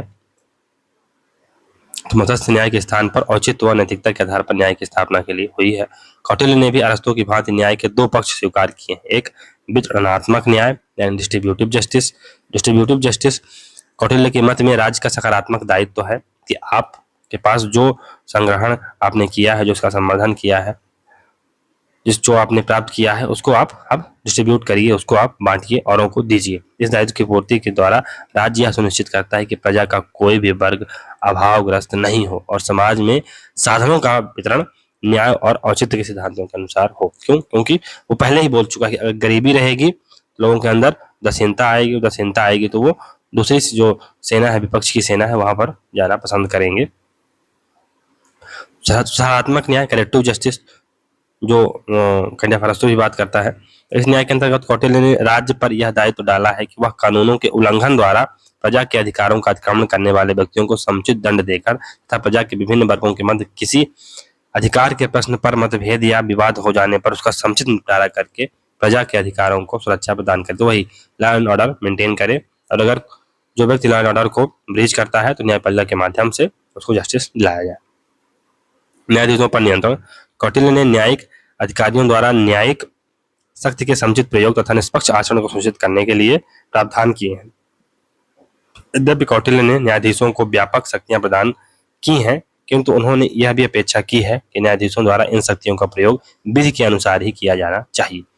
यदि न्यायाधीश अपनी शक्तियों का प्रयोग विधि के अनुसार नहीं करे तो उसके विरुद्ध मध्यम साहस दंड व्यवस्था की जा सकती है। न्यायपालिका की स्वतंत्रता तो अर्थशास्त्र में न्यायपालिका को कार्यपालिका से पृथक रखे जाने का समर्थन किया गया, जहां न्यायाधीशों से पक्षपात मुक्त रहने की अपेक्षा की गई है, वहीं शासक से यह अपेक्षा की गई है कि वह न्यायिक कार्यों हेतु सुयोग्य न्यायाधीशों की नियुक्ति करे जिनकी न्याय में निष्ठा असंदिग्ध हो। कौटिल्य ने कार्यपालिका और न्यायपालिका के पृथक्करण को वांछनीय माना है, लेकिन पूर्व पृथक्करण नहीं किया। न्यायाधीश अपनी न्यायिक शक्ति का प्रयोग करने में राज्य के प्रभाव के अधीन नहीं अपितु धर्म के नैतिक नियंत्रण द्वारा निर्दिष्टित होंगे। तो वो राजा की बात नहीं मानेंगे या राज्य के अधीन नहीं होंगे जब अपना वो न्याय देंगे, बल्कि वो धर्म के अधीन होंगे, धर्म के नैतिक नियंत्रण में अपना निर्णय देंगे। धर्म राज्य की विधायी, कार्यपालिका और न्यायिक शक्तियों को एक साथ मर्यादित रखने का माध्यम है। कौटिल्य ने दंड के प्रतिकारात्मक, निवारण और सुधारक तीनों ही दृष्टिकोणों को महत्व दिया है। कौटिल्य ने मनु की भांति दंड के आध्यात्मिक व नैतिक प्रयोजनों का स्पष्ट दृष्टिकोण व्यक्त नहीं किया है। तो अब कौटिल्य के सप्ताहक सिद्धांत को देखते हैं। तो यह राज्य के सावयवी या जैविक सिद्धांत ऑर्गेनिक थ्योरी ऑफ स्टेट की बात करता है, यानी कि जैसे एक व्यक्ति के शरीर में बहुत सारे अंग होते हैं, वैसे राज्य में भी बहुत सारे अंग होते हैं। राज्य जीव की तरह होता है तथा व्यक्ति उसके अंग होते हैं। मंडल योनि अधिकरण में राज्य के 7 अंगों का विवेचन किया गया। सप्तांग राज्य 7 अंगों का सम्मिलित यानी सावयव है, 7 अंगों से मिलकर बना हुआ। सबसे पहला अंग है स्वामी, रूलर। याद रखिएगा, क्रम जरूर याद रखिएगा। राजा सबसे ऊपर है, सबसे क्रम में। तो राज्य का प्रथम व प्रधान अंग है ये। राजा को शारीरिक, मानसिक, बौद्धिक व आत्मिक गुणों से युक्त होना चाहिए। उन्हें कौटिल्य संयुक्त रूप से आत्म सम्मत की संज्ञा देता है। प्रजा के सुख में ही राजा का सुख निहित है। तो in the welfare of state या in the happiness of people lies the happiness of king, ये कौटिल्य बोलता है। यथा राजा तथा प्रथा, तो यथा राजा तथा प्रजा, जैसा राजा होगा वैसी प्रजा होगी। राजा के लिए शिक्षा अनिवार्य है। घुन लगी लकड़ी की तरह अशिक्षित राजकुमारों से राजकुल नष्ट हो जाता है। अगर अशिक्षित राजकुमार होंगे तो जो राजकुल है वो नष्ट हो जाएगा। कौटिल्य का राजा प्लेटो के फिलोसफर किंग की तरह है, जिसे सर्वोच्च ज्ञान है या जिसे काइंड ऑफ नॉलेज है। कौटिल्य राजा के आदर्श रूप को देखता है तथा राजा सर्वगुण संपन्न एक आदर्श व्यक्ति है। कौटिल्य के राजा संबंधी विचार प्लेटो के दार्शनिक राजा के समान है। कौटिल्य के अनुसार एक चक्रवर्ती राजा में 3 गुण होने चाहिए। एक तो बुद्धिमत्ता होनी चाहिए उसमें, दूसरी उसमें सैनिक शक्ति होनी चाहिए, यानी वो शारीरिक रूप से ही मजबूत होना चाहिए, और उसमें वित्तीय सावधानी भी होनी चाहिए। उसमें फिजिकल प्रूडेंस भी होना चाहिए। ये नहीं कि वो मनमानी तरीके से ऐश कर रहा है, विलास कर रहा है और पैसे उड़ा रहा है, ऐसा भी नहीं होना चाहिए। कौटिल्य लोक कल्याणकारी राज्य का समर्थन है, यानी ये वेलफेयरिस्ट स्टेट की बात करता है। निरंकुश व अत्याचारी राजा की अपेक्षा राजा का प्रयाश्रय न होना चाहिए। तो निरंकुश या अत्याचारी राजा होने की अपेक्षा राजा न हो, ये अच्छा है। कौटिल्य का राजा निरंकुश नहीं हो सकता है, राजा पर नियंत्रण के साधन है, अनुबंधवाद यानी कॉन्ट्रैक्ट हुआ है, धार्मिक नियम व रीति रिवाज, मंत्रिपरिषद, जन नियंत्रण, राजा का शिक्षण व प्रशिक्षण, ये सभी राजा पर नियंत्रण है। अर्थशास्त्र के प्रथम अधिकरण यानी व्यनाधिकरण में राजा के जीवन व व्यवहार का वर्णन किया गया। अब शासक के कुछ व्यक्तिगत गुण होते हैं। कौटिल्य ने मनु की भांति राजा के 3 गुणों की अपेक्षा की है, राजा से 3 गुणों की अपेक्षा की है। पहला, राजा उच्च नैतिक चरित्रवान हो, यानी उसका कैरेक्टर वेल मेंटेन्ड हो, कर्तव्यों के निर्वाह में सक्षम हो, तो अपनी ड्यूटी को अच्छी तरह से निभा सके, ऐसा नहीं कि उलझ पुंज हो तो कुछ कर ही ना पाए, और निष्ठावान और संयमित हो, उसके अंदर निष्ठा भी होनी चाहिए और वो संयमित भी हो। राजा की दिनचर्या को दिवस के 8 व रात के 8 भागों में विभाजित किया गया है। राजाओं के प्रकार, तो मानसिक प्रवृत्ति के आधार पर राजा 3 प्रकार के, तो एक तो धर्म विजयी राजा होता है, यह राजा का सर्वश्रेष्ठ प्रकार होता है। ऐसा राजा गौरव व प्रतिज्ञा पाकर ही संतुष्ट हो जाता है, धर्म विजयी राजा। तो धर्म विजयी राजा इसे कहा जा सकता है, ऐसा राजा जो गौरव प्रतिज्ञा पाकर ही संतुष्ट हो जाए। फिर एक लोभ विजयी राजा होता है, यह धन या भूमि के उपरांत संतुष्ट होता है। तो जो सल्तनत काल के जो राजा थे वो बेसिकली इसी प्रकार के राजा थे, या जो सुल्तान थे। असुर विजयी राजा, यह धन व भूमि के साथ स्त्री व पुत्र प्राप्ति के बाद ही संतुष्ट होता है। तो धन और भूमि ले भी लेगा और स्त्रियों को भी उठा लाएगा। राजा में 4 प्रकार के गुण होते हैं। एक अभिगामिक गुण होता है, दूसरा उत्साह गुण होता है, तीसरा प्रज्ञा गुण होता है और चौथा आत्म सम्मत गुण होता है। कौटिल्य एक नए राजा की बजाय अस्वस्थ पुराने राजा को ज्यादा श्रेष्ठ मानता है, क्योंकि पुराने राजाओं को परंपराओं का ज्ञान होता है तथा वह परंपराओं के नियंत्रण में रहता है।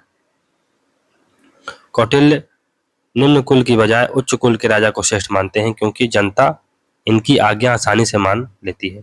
यह तर्क स्पष्टतः राजवंशी आनुवांशिकता सिद्धांत की स्थापना करता है। कौटिल्य एक यथार्थवादी में व्यवहारिक दार्शनिक है, इसलिए उसने अर्थशास्त्र में आगमनात्मक पद्धति तथा ऐतिहासिक पद्धति का प्रयोग किया है। तो एक गुण हो गया है राजा का, क्या मतलब जो एक सप्तांग थ्योरी में पहला काइंड ऑफ कंपोनेंट है, राजा हो गया है। फिर अब जो सप्तांग सिद्धांत है उसमें जो सेकंड उसका कंपोनेंट है वो अमात्य है, मंत्री। तो मंत्रियों को अमात्य कहा जाता है, जबकि प्रधानमंत्री को महामात्य कहा जाता है।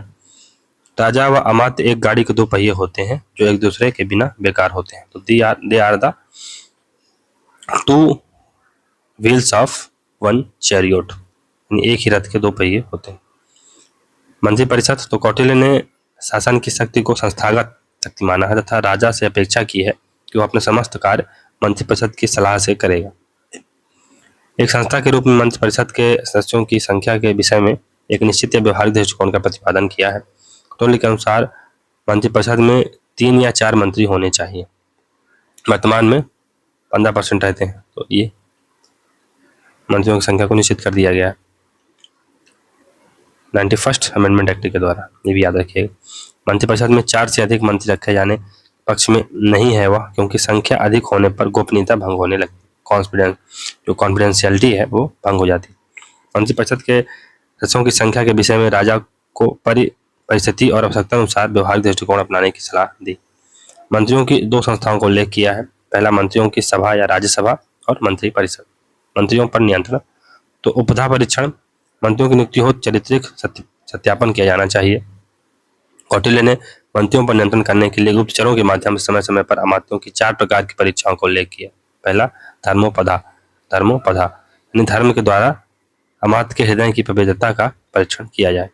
फिर कामोपधा, स्त्री समागम के अवसर उपस्थित करने के द्वारा उसके चाल या चलन का परीक्षण किया जाए। तो कहता है कि आप जो अमात्य हैं उनके पास जो रानियां हैं, उनकी जो दासियां हैं, संदेश लेके जाएंगे कि रानी आप से प्रेम करती हैं और चाहती हैं कि आप राजा को खत्म कर दीजिए और हम और आप फिर से राजा या रानी बन जाएंगे। अर्थोपथा, गुप्त उपायों द्वारा मंत्री को धन का लोभ दिखाकर उसको धन का लोभ दीजिए और देखिए वो पिघलता है कि नहीं पिघलता है। फिर भयोपथा, भयभीत करके शासन के विरुद्ध आचरण करने के लिए प्रेरित करने के द्वारा मंत्री की निष्ठा का परीक्षण किया जा सकता है। अमात्य और मंत्री दोनों भिन्न भिन्न होते हैं, फिर भी मंत्री होने के लिए अमात्य पद आवश्यक था, परंतु इसके विपरीत अमात्य पद के लिए मंत्री पद की आवश्यकता नहीं थी।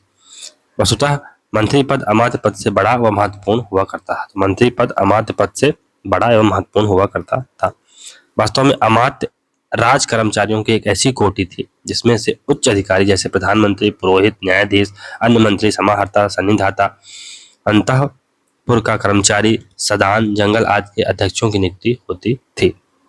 प्रधानमंत्री की योग्यता, तो अर्थशास्त्र में प्रधानमंत्री के लिए कुछ गुणों को अनिवार्य बताया गया जिन्हें अमात्य संपत्ति का नाम दिया गया है। प्रधानमंत्री का अन्य मंत्रियों से संबंध, तो आधुनिक युग की संसदीय शासन पद्धति की भांति कौटिल्य का प्रधानमंत्री की stone of the cabinet arc होगा, यानी जो कैबिनेट का पूरा ढांचा है उसमें जो की स्टोन होगा, रीढ़ का काइंड ऑफ रीढ़ की हड्डी या मील का पत्थर होगा, वो प्रधानमंत्री होगा। ऐसा कौटिल्य नहीं कहता है कि वो की स्टोन नहीं होगा, अपितु अन्य मंत्रियों की नियुक्ति हेतु परीक्षा व कार्यों के निर्धारण आदि में उसकी महत्वपूर्ण भूमिका होती थी। तो आज क्या होता है, प्रधानमंत्री की स्टोन होता है, रीढ़ की हड्डी होता है, लेकिन पहले ऐसा नहीं था। जो रीढ़ की हड्डी कौन होता था प्रशासन में, राजा हुआ करता था। प्रधानमंत्री केवल और केवल मंत्रियों की नियुक्ति व परीक्षा कार्य करने के लिए, कार्यों के निर्धारण के लिए होता था।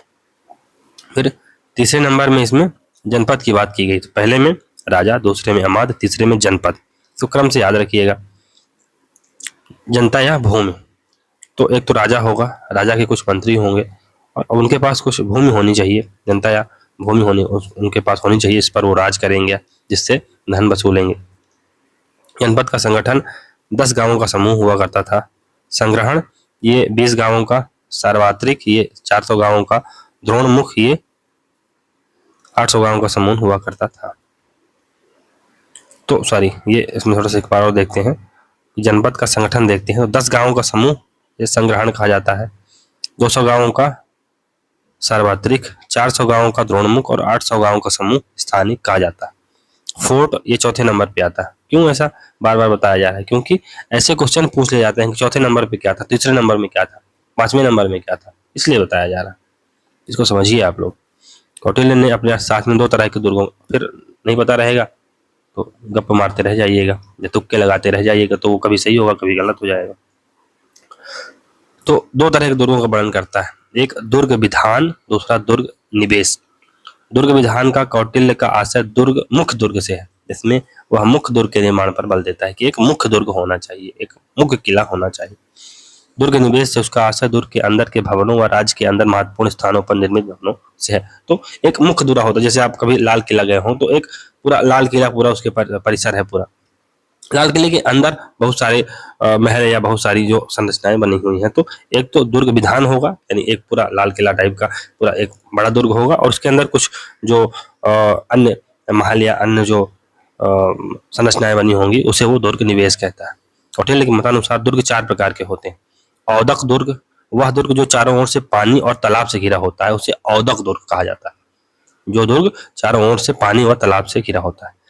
पर्वत दुर्ग, ये बड़ी चट्टानों से निर्मित होते हैं, पर्वतों पर स्थित दुर्ग को पर्वत दुर्ग कहा जाता है। धानवन दुर्ग, ये ऐसे दुर्ग होते हैं जो ऐसे मरुस्थलीय स्थलों पर बने होते हैं जहां ना तो पानी होता है और ना ही वहां पहुंचना आसान होता है।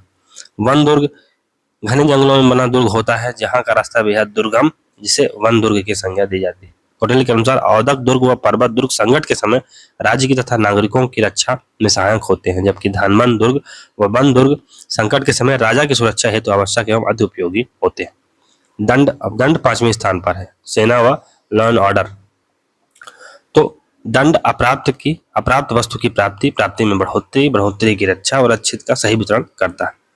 फिर कोष, तो आप कितने ही बड़े बने रहिए लेकिन अगर आपके पास कोष नहीं है तो आप कुछ नहीं कर पाएंगे। तो खजाना, ये कर संग्राहक को समाहर्ता व कोषाध्यक्ष को सन्निधाता कहा जाता है। कर जो संग्रह करेगा, यानी जो आईटी डिपार्टमेंट होता है आजकल देश में, समाहर्ता, और जो काइंड ऑफ ये कोषाध्यक्ष वित्त मंत्री है वो सन्निधाता कहलाता था। मित्र, तो राज्य के वैदेशिक संबंध इसमें बैठा वर्णन किया गया है। बेसिकली ये मित्र को अंग तो बता देता है लेकिन इसका बहुत महत्व नहीं होता है। मित्र बेसिकली किस लिए होते हैं, हम इसके मित्र हैं, हमारा ये नेता मित्र है, इसका मतलब क्या होता है, हम अपना रौब दिखाने के लिए ऐसा करते हैं। तो राजा अगर बताएगा कि हमारे इतने मित्र हैं तो राजा का थोड़ा सा दबदबा बनेगा, ये बात। आधुनिक राज्य के अंग व सप्तांग सिद्धांत, तो संप्रभुता राजा के पास, सरकार अमात्य के पास, जनसंख्या व भूमि ये जनपद की बात करते हैं। तो आधुनिक राज्य में राजा की बात की गई है, वो संप्रभुता की बात की गई है। अमात्य ये सरकार की बात की गई है। जनसंख्या व भूमि जनपद से मेल खाता है। अंगों से तुलना तो राजा सिर के समान होता है, अमात्य आंख होती है, जनपद जंघाएं होती हैं, दुर्ग भुजाएं होती हैं, दंड मस्तिष्क होता है, कोष मुख होता है और मित्र कान होते हैं। कौटिल्य के परराष्ट्र नीति संबंधी विचारों को मुख्यतः निम्न 3 वर्गों में विभाजित किया जा सकता है। पहला है षड्गुण नीति, दूसरी है कूटनीति और मंडल सिद्धांत। तो वैदेशिक संबंध या परराष्ट्र नीति में हम सबसे पहले मंडल सिद्धांत को देखते हैं। तो मंडल सिद्धांत ये पड़ोसी राज्यों से संबंधित है। मंडल सिद्धांत शक्ति संतुलन सिद्धांत पर आधारित है। आप बैलेंस ऑफ पावर कैसे करते हैं? तो बेसिकली कौटिल्य कहता है कि inter state relations are like that of jungle. जो इंटर स्टेट के रिलेशन है वो जंगल की तरह होते हैं। Where strength of the lion prevail, जहां पर जो लायन की स्ट्रेंथ है वो प्रिवेल करती है या जिसकी लाठी उसकी भैंस होती है। तो आप क्यों शक्तिशाली होना पड़ेगा। मंडल अर्थात राज्यों का वृत्त या घेरा। इस घेरे में 12 राज्य या 72 प्रवर्तिकाएं होती हैं। मंडल के मध्य में बिजुगुषी होता है, यानी जो मेन राजा होगा वो होता है। बिजुगुषी राज्य विस्तार की इच्छा करने वाला राजा होता है। तो इसमें थोड़ा सा मंडल सिद्धांत को पहले पढ़ लेते हैं, फिर इसको आगे आएंगे इसमें। तो मंडल सिद्धांत में ये बिजुगुषु ये बिल्कुल बीच में होता है। इसके बगल में अरि होता है, ये सामने का शत्रु होता है। फिर पाश्री निग्रह ये पीठ का शत्रु होता है। फिर अगर जो अरि के बगल में है ये मित्र होता है, ये सामने का मित्र होता है। तो जो बेसिकली कौटिल्य क्या कहता है कि हमारे शत्रु का शत्रु हमारा नेचुरल फ्रेंड होता है। तो हमारे शत्रु यानी हमारे जो चाइना का जो मित्र होगा, फॉर एग्जांपल उधर आप देखोगे तो वियतनाम हमारा नेचुरल फ्रेंड होगा। पाकिस्तान जो कि हमारा शत्रु है, तो उसका जो पड़ोसी है अफगानिस्तान नेचुरल फ्रेंड होना चाहिए हमारा, ये बात है। फिर ये क्या है, सामने का मित्र है। और ये पास निग्रह ये पीछे का शत्रु है। फिर अक्रांदा ये पीठ का मित्र है। अक्रांदा क्या है, पीठ का मित्र है। अरि मित्र यानी जो काइंड ऑफ ये अरि मित्र है जो कि मित्र का शत्रु होगा। हमारे मित्र का शत्रु अरि मित्र होगा। फिर तो ये मध्यमा में है, इनका जो स्थान है बिजुगुषु और अरि का स्थान मध्यमा में है। फिर ये बीच में रहते हैं और ये उदासीन स्थिति में आते हैं, उदासीन आते हैं, यानी मित्र का मित्र और अरि मित्र का मित्र।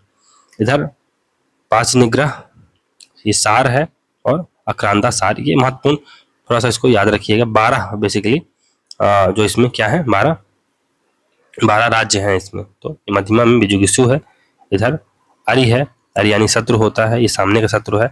फिर मित्र है हमारा, ये मित्र है, मित्र हमारे जो अरि है उसका भी शत्रु होगा ये। फिर ये अरि मित्र है यानी ये हमारा भी शत्रु होगा। फिर ये मित्र का मित्र है, हमारे जो मित्र है इसका मित्र है, ये उदासीनावस्था में आता है। ये अरि मित्र का मित्र ये। तो 1 2 3 4 5 ये छठवां, ये सातवां, 8वां, 9वां, 10वां। हालांकि इसमें 10 ही बताए गए हैं लेकिन 12 होते हैं, 12 हम देखते हैं अभी। तो ये जो मध्यम होता है इसकी सीमा बिजुगुषु और अरि दोनों से मिलती है। मध्यमा की जो सीमा है वो बिजुगुषु और अरि दोनों से मिलती है। यह एक शक्तिशाली राज्य है जो दोनों की सहायता भी करता है तथा आवश्यकता पड़ने पर दोनों का मुकाबला भी करता है।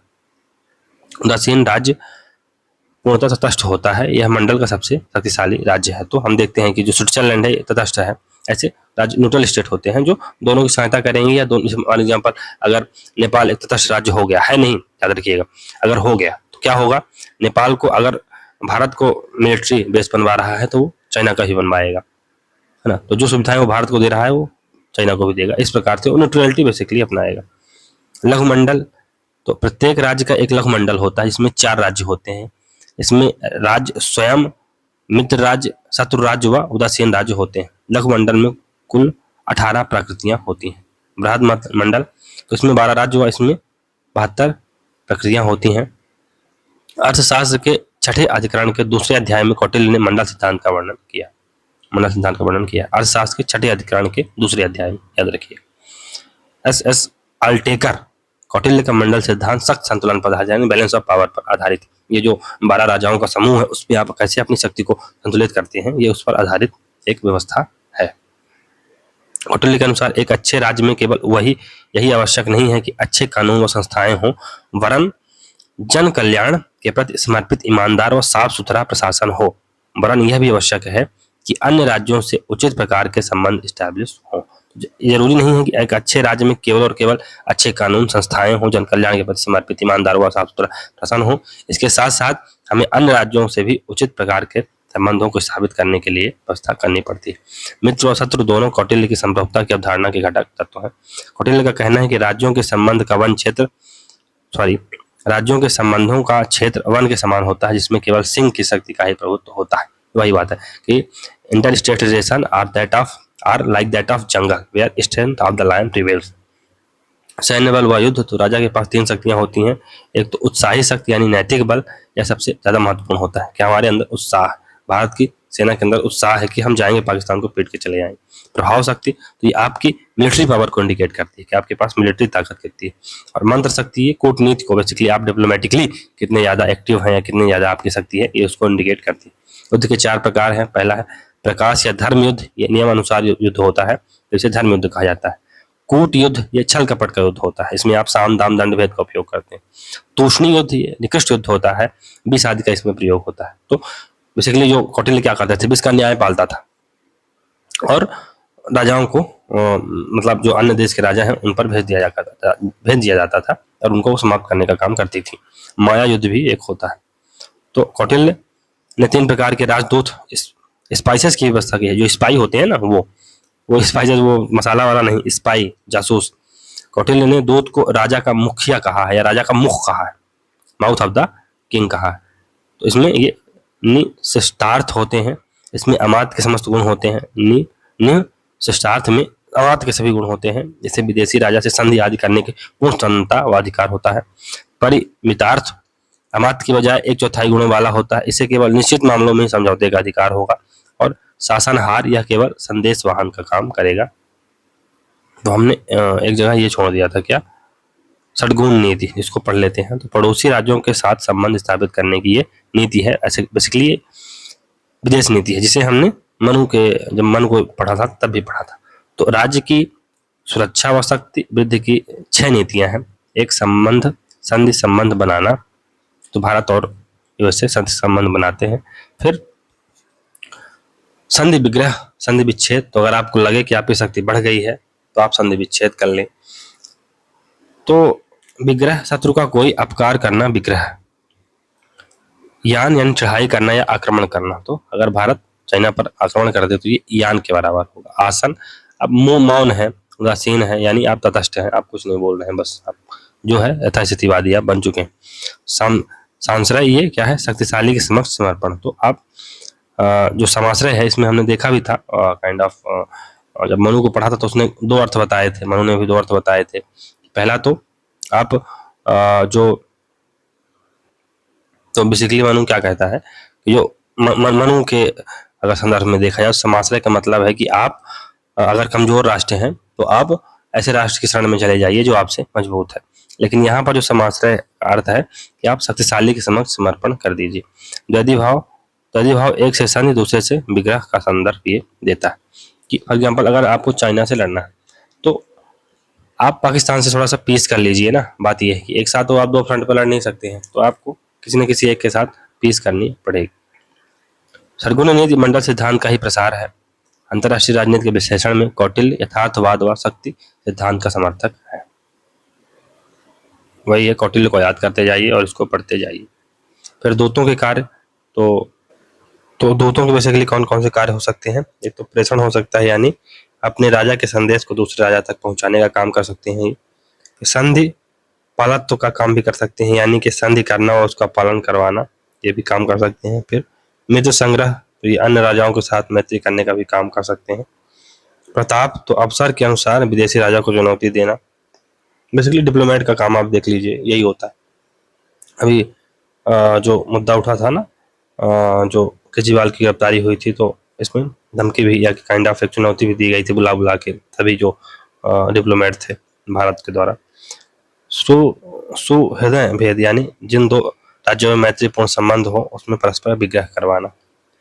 फिर उपजाप, यानी विदेशी राज्यों में षड्यंत्र कराना। 4 ज्ञान, विदेशी राज्यों के गुप्तचरों की गतिविधियों का पता रखना। पराक्रम, आवश्यकता पड़ने पर पराक्रम प्रदर्शित करना। समाधि मोक्ष, विदेशी राज्य के साथ संबंध भंग कर नए संबंध स्थापित करना। अब गुप्तचर व्यवस्था की भी बात करता है कौटिल्य। कौटिल्य ने 9 प्रकार के गुण पुरुष गुप्तचर बताए। कपाटिक, उदास्थित, ग्रहपतिक, वैदेहिक, तामस या तापस, स्त्री, तीक्ष्ण, रसद और भिक्षुकी। एक स्थान पर रहने वाले गुप्तचर, तो ये पहला कपाटिक है। कपाटिक ये दूसरे के रहस्यों को जानने वाला, दबंग व विद्यार्थी की वेशभूषा में रहने वाला गुप्तचर होता है। उदास्थित ये सन्यासी के वेश में रहता है और अपने शिष्यों सहित कृषि, पशुपालन व व्यापार के नियत स्थानों में रहकर अपना कार्य करने वाला गुप्तचर होता है। ग्रहपतिक, तो ये बुद्धिमान, पवित्र हृदय और गरीब किसान के वेश में रहने वाला गुप्तचर होता है। वैदेहिक, ये व्यापारी के वेश में रहने वाला गुप्तचर होता है। तापस, ये जीविका के लिए सिर मुंडाकर या जटा धारण किए राजा का कार्य करने वाला गुप्तचर होता है।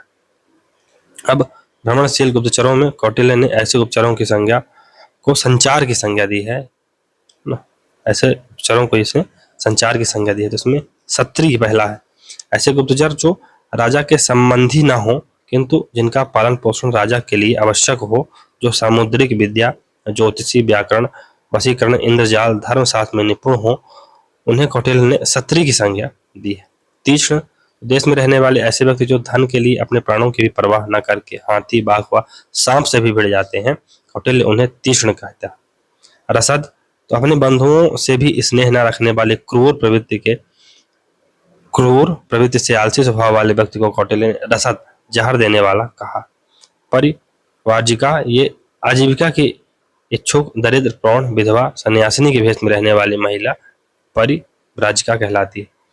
इस प्रकार मुंडा अर्थात मुंडित, बौद्ध भिक्षुणी या ब्रसली आदि नारी गुप्तचरों का भी कौटिल्य ने संचार गुप्तचरों के अंतर्गत उल्लेख किया है। संधि के प्रकार होते हैं, तो पहली है हीन संधि। हीन संधि एक विशेष प्रकार की संधि है जो बलवान राजा के साथ एक कमजोर राजा अपनी सुरक्षा के और हितवर्धन के लिए करता है। तो अगर भारत और नेपाल के बीच संधि होती है तो ये इसी प्रकार की संधि का उदाहरण होगी। अमित संधि, जब पराजित राजा विजयी राजा के समक्ष अपनी सेना, धन के साथ समर्पण कर दे तो उस संधि को अमित संधि कहते हैं। तो 1972 के युद्ध में जो भारत और पाकिस्तान के बीच संधि हुई थी, ये इसी संधि यानी अमित संधि का उदाहरण है। फिर पुरुषांतर संधि, ये अपने सेनापति तथा राजकुमार को विजयी राजा को सौंप कर जो संधि कर दी जाती है उसे पुरुषांतर संधि कहा जाता है। तो अपने सेनापति या राजकुमार को आपने विजयी राजा को सौंप दिया। तो जब श्रीरंगपट्टनम की संधि हुई थी उसमें टीपू ने अपने 2 बच्चों को अंग्रेजों के जो मैसूर का आई थिंक 3rd वार हुआ था उसमें गिरवी रखा था। तो यही है पुरुषांतर संधि जो श्रीरंगपट्टनम की संधि हुई। उपग्रह संधि, तो यह वह संधि है जिसमें धन राशि निश्चित हो जाती है। यह किस्तवार धन अदा करने पर बल देती है। तो उपग्रह संधि थी, जो वर्साई की संधि थी, उपग्रह संधि थी, जिस पर जर्मनी पर एक फेच मैनर में धनराशि निश्चित कर दी गई थी कि आपको इतने देशों को देना है। मित्र संधि, तो यह एक अलग प्रकार की संधि है जो 2 मित्र राजाओं के बीच परस्पर हित पूर्ति के लिए की जाती है। जैसे भारत और अगर अमेरिका इस प्रकार की संधि कर सकते हैं, पाकिस्तान और चाइना इस प्रकार की संधि कर सकते हैं। विषम संधि, यह 2 राज्यों के बीच 2 अलग अलग कार्यों को करने का समझौता है। इसमें एक राज्य हिरण्य तथा दूसरा भूमि का कार्य करता है। भूमि संधि, यह 2 राज्यों के बीच भूमि प्राप्त करने हेतु किया गया समझौता है, इसे भूमि संधि कहते हैं। जैसे अभी भारत और बांग्लादेश ने किया था ना, भारत का जब 6वां कॉन्स्टिट्यूशनल अमेंडमेंट हुआ था तो कुछ जो हिस्से हैं भारत के अफगानिस्तान में चले गए थे, सॉरी बांग्लादेश में चले गए थे और बांग्लादेश के कुछ हिस्से भारत में आ गए थे। तो ये वही व्यवस्था है बेसिकली और कुछ नहीं। तो नेक्स्ट में हम कौटिल्य के सामाजिक व्यवस्था के बारे में बात करेंगे। तो सामाजिक जीवन को धर्म पर आधारित होना चाहिए। अर्थशास्त्र वर्णों पर आधारित भेदभाव को नहीं मानता तथा प्रशासन में योग्यता के आधार पर सभी को समान अवसर देता है। इवन जो चंद्रगुप्त मौर्य था वो भी कोई ऊंची जाति से बिलोंग नहीं करता था। तो ये जो अर्थशास्त्र है या कौटिल्य है, ये जातीय श्रेष्ठता पर, जाति के आधार पर या वर्णों के आधार पर कोई भेदभाव नहीं करता है। जीवन को 4 भागों में बांटा गया है जिन्हें आश्रम धर्म कहा जाता है। ब्रह्मचर्य, गृहस्थ आश्रम, वानप्रस्थ और संन्यास। वर्ण व्यवस्था को समाज में सम विभाजन के व्यवहारिक सिद्धांत के रूप में मान्यता दी गई है। फिर मनु के विपरीत कौटिल्य ने स्त्रियों और शूद्रों के संपत्ति के अधिकार को मान्यता दी है। धर्म संबंधी विचार, तो कौटिल्य राज्य को धर्म का सृजन करता नहीं अपितु धर्म का संरक्षक मानता है। राज्य धर्म के द्वारा प्रजा के व्यवहार को नियंत्रित करता है। कौटिल्य ने सुख का आधार धर्म को बताया। अर्थ व्यवस्था संबंधी विचार, तो कौटिल्य ने सर्वप्रथम वार्ता यानी कृषि पशुपालक वाणिज्य को शुद्ध वर्ण की समान वृत्ति माना है। फिर अर्थशास्त्र में भूस्वामी को क्षेत्रक कहा गया है तथा काश्तकार को उपवास कहा गया है। अर्थव्यवस्था में 10 प्रकार की भूमियों का वर्णन है, 10 प्रकार की। अर्थशास्त्र में हल से जोतकर उत्पन्न किए गए पदार्थ को सीता कहा जाता है। कौटिल्य व गणतंत्र, तो हालांकि कौटिल्य राजतंत्रात्मक राज्य व्यवस्था का समर्थक है, पर उसने अर्थव्यवस्था में गणतंत्र की विशेषताएं व कमियां बताई हैं। विशेषता के संदर्भ में उन्होंने लिखा है कि इन पर विजय प्राप्त करना अत्यंत दुष्कर है। विजय में कठिनाई के उन्होंने 2 कारण गिनाए हैं। पहला, जनता पर अत्याचार नहीं होते हैं, ये गणतंत्र एकल शासक वाली बुराइयों से मुक्त होते हैं। दूसरा है, यहाँ सामूहिकता होती है जो इन्हें शक्तिशाली बनाती है, पर साथ ही वे अनुभव करते हैं कि गणतंत्रात्मक व्यवस्था में प्रशासन करना तो साध्य होता है क्योंकि विचारों व मतों की संख्या ज्यादा होती है। दूसरे ऐसे शासन में शासक वर्ग की आंतरिक असहमतियां बहुत अधिक होती हैं, अतः ये शीघ्र ही विखंडित भी हो जाते हैं। उपचारों का प्रयोग करके ऐसे शासन को आसानी से विघटित किया जा सकता है। अब कौटिल्य और मैकियावेली के बारे में क्या क्या समानताएं हैं उसको देख लेते हैं। तो समानताएं पहले देखेंगे हम, फिर असमानताएं देखेंगे। जीबी बोटाजी व ए हिलेब्रांट ने कौटिल्य और मैकियावेली के मध्य समानताएं स्थापित की हैं। पहली समानता है, दोनों राजा को असीमित शक्तियां देने के पक्ष में है, वो राजा को सर्वोच्च निर्णायक मानते हैं। दोनों ही राज्य की एकता व विस्तारवादी नीति का समर्थन करते हैं। दोनों ने युद्ध को राज्य के विस्तार और विदेश नीति का प्रमुख आधार माना है। दोनों ही कठोर राष्ट्रवादी थे, वे राज्य की एकता स्थापित करने के पक्षधर थे। दोनों ही यथार्थवादी थे, दोनों के राजनीतिक सिद्धांत यथार्थ पर आधारित थे, यानी व्हाट इज पर फोकस्ड थे। दोनों ही विदेश नीति पर बड़ा बल दिया करते थे। दोनों ही पड़ोसी राज्यों को शंका से देखा करते थे। दोनों ने गुप्तचर व्यवस्था पर विशेष बल दिया है। दोनों गुप्तचर को राज्य की आंख व कान माना। दोनों ने गुप्तचर का विस्तृत विवेचन किया। दोनों ने राज्य के उद्देश्य की पूर्ति के लिए नैतिकता के उल्लंघन को सही ठहराया है। इनके लिए साम दाम दंड भेद की नीति सही है। असमानता है, तो प्रिंस केवल राजनीति से संबंधित है, जबकि अर्थशास्त्र राजनीति व मानव जीवन से जुड़ी हुई रचना है। मैकियावेली का मानव के प्रति नकारात्मक दृष्टिकोण है, जबकि कौटिल्य का दृष्टिकोण निराशाजनक नहीं है। मैकियावेली का मुख्य उद्देश्य राज्य की सुरक्षा को बनाए रखना है, जबकि कौटिल्य का उद्देश्य व्यापक राज्य व शासन व्यवस्था का प्रतिपादन करना। तो ये एक अखंड भारत का निर्माण करना चाह रहा था कौटिल्य ने विदेश नीति पर प्रकाश डाला है। इसके लिए राजदूत आदि का व्यापक वर्णन किया है, जबकि मैकियावेली में इसका अभाव देखने को मिलता है। संक्षेप में अगर हम कौटिल्य को समराइज करें, कौटिल्य वर्ण व्यवस्था का पक्षधर है, पर मनु के विपरीत वर्ण पर आधारित जन्म नहीं बल्कि कर्म की बात करता है। महिला तो अधिकार का समर्थन करता है। दंड में समानता के सिद्धांत का विरोधी है ये, यानी जो ब्राह्मण हैं या जो शूद्र हैं उनको उनके हिसाब से दंड दिया जा सकता है। धर्मनिरपेक्ष राजनीति यानी सेकुलर राजनीति की व्यवस्था करता है ये। राजनीति व धर्म का पृथक्करण लोक कल्याणकारी राज्य का समर्थन करता है। कौटिल्य द्वारा वर्णित राजा के 7 अंगों में पुरोहित नहीं है, याद रखिएगा, वह धर्मनिरपेक्षता को परिलक्षित करता है। कौटिल्य ने दंड नीति या दंड राजनीति व्यवस्था को साध्य नहीं साधन माना है। कौटिल्य का अर्थशास्त्र शासन कला पर लिखा गया है, न कि राजनीतिक सिद्धांतों पर।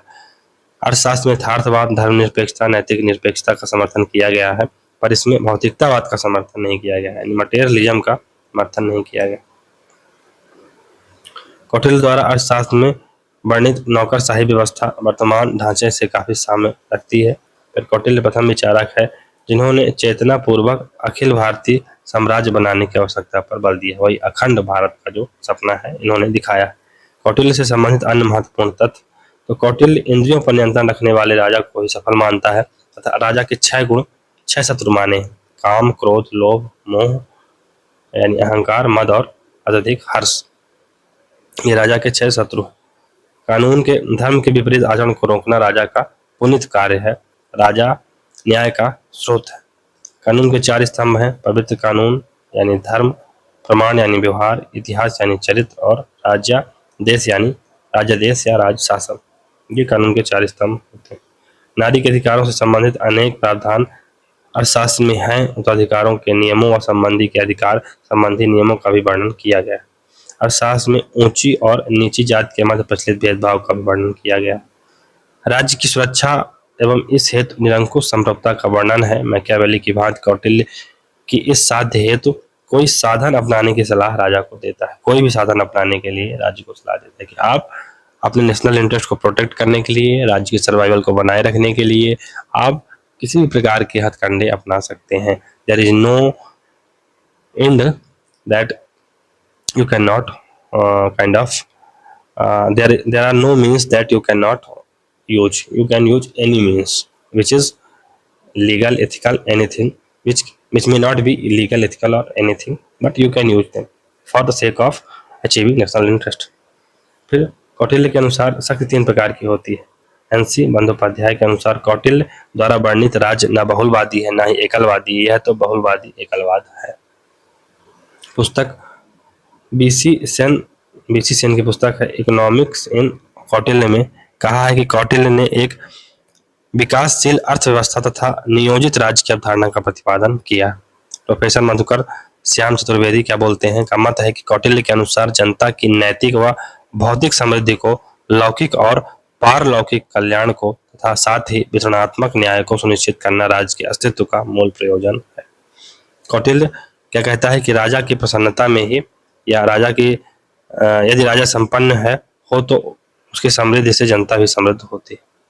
प्रोफेसर मधुकर श्याम चतुर्वेदी कहते हैं कि राज्य के मूल प्रयोजनों की दृष्टि से कौटिल्य और मैकियावेली के विचार न केवल भिन्न हैं बल्कि एक दूसरे से बिल्कुल विपरीत हैं। राज्य के स्वरूप के प्रति कौटिल्य व मैकियावेली का दृष्टिकोण बिल्कुल भिन्न है। कौटिल्य व मैकियावेली के मध्य समानता सतही है, वास्तविकता नहीं। कौटिल्य पर लिखी गई कुछ महत्वपूर्ण पुस्तकें तो एथिक्स ऑफ चाणक्य, ये परमहंस जिदानंद की है। Kautilya concept of diplomacy a new interpretation, Bharati Mukherjee की है। कौटिल्य जूरिस्प्रूडेंस, ये बी के गुप्ता की है। कौटिल्य अर्थशास्त्र एन अप्रेजल, ये पुष्पेंद्र कुमार की है। फिर द कौटिल्य, ये सचिन वर्मा की है। Kautilya the first great political realist, ये रोजर बोस्के की है, इसको याद रखिएगा ये बुक। फिर चाणक्य नीति एवं कौटिल्य अर्थशास्त्र, ये प्रोफेसर श्रीकांत प्रसून की है। कौटिल्योनॉमिक्स फॉर मॉडर्न टाइम, ये श्री बालासुब्रमण्यम की है। कौटिल्य अर्थशास्त्र, ये डॉक्टर श्यामलेश कुमार त्रिपाठी की है। और चाणक्य टुडे, ये दीपावली सेन की पुस्तक है।